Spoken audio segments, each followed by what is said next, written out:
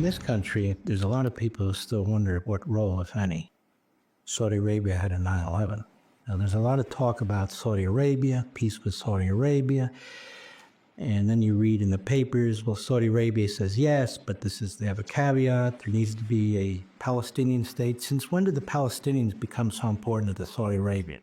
Well, we got the Abraham Accords because we went around the Palestinians. Because the Palestinians, whether they're Hamas or their competitors, the Palestinian Authority, they both want to see the end of Israel. The only difference is Hamas says, let's use it immediately by terror and military means, and the other guys say, no, let's do it by lawfare, by the ICC. Let's put pressure on Israel to withdraw to these indefensible lines where we're 9 miles wide. President Trump says Israel's too small. He cuts to the chase, gets right to the point. And he was just right. Well, we can't be any smaller. I mean, we're not going to have an organization that is committed to our destruction 9 miles from the sea. All they have to do is cut us in half, and we're dead. So, yeah, that's something that may have been debated in Israel, but after October 7th, after the massacre, that's gone. Nobody's going to do that. Nobody's going to say, oh, just give them a Palestinian state. They just had one. It's called Gaza, under Hamas.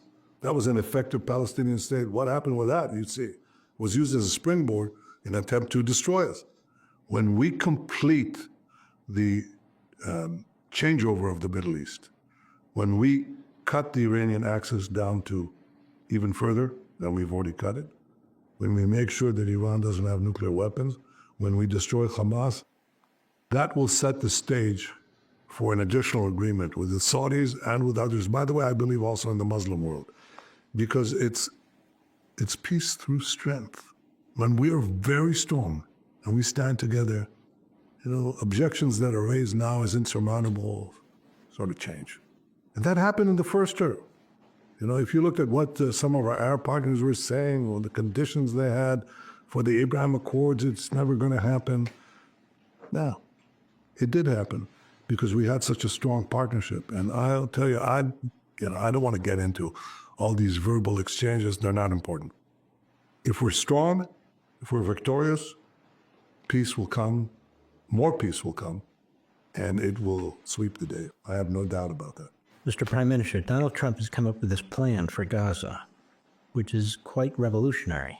About people having the opportunity to move, about cleaning up the territory, about encouraging, or more than encouraging, Egypt and Jordan to take Gazans and so forth. What do you make of all of it?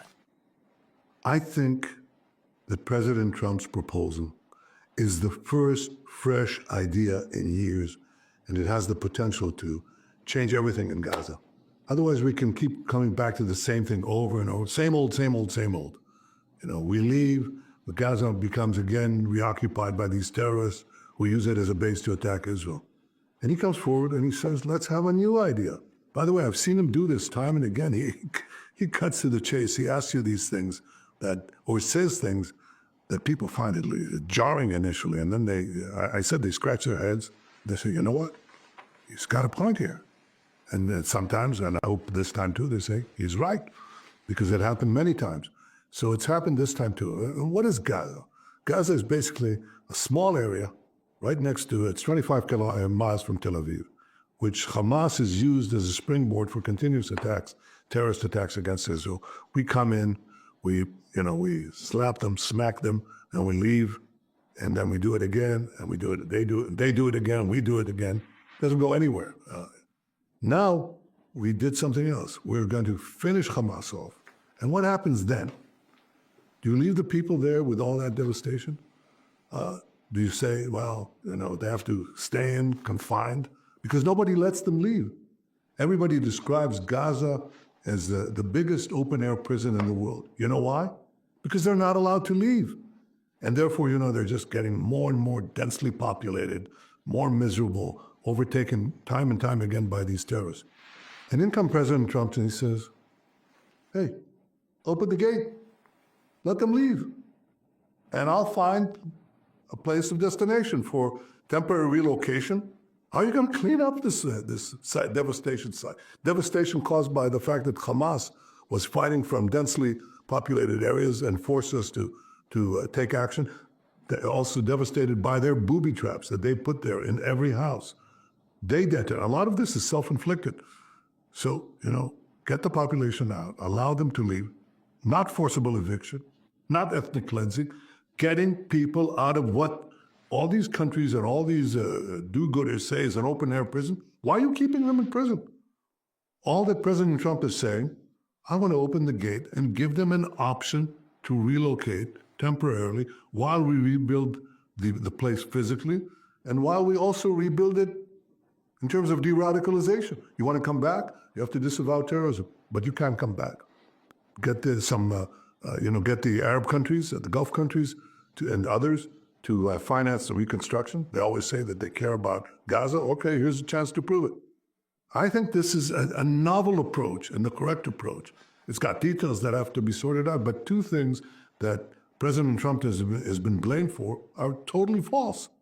He never said he wants American troops to do the job. Guess what? We'll do the job, Hamas attacked us, we'll take care of them. We'll finish them all. And the second thing, he didn't say that American taxpayers' money is going to do the job.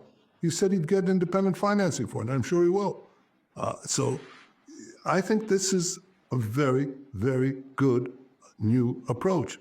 And rather than discounting it or, guffawing about it or deriding it, I think we should pursue it because I think it's the right approach. Of course, you have to get the destination.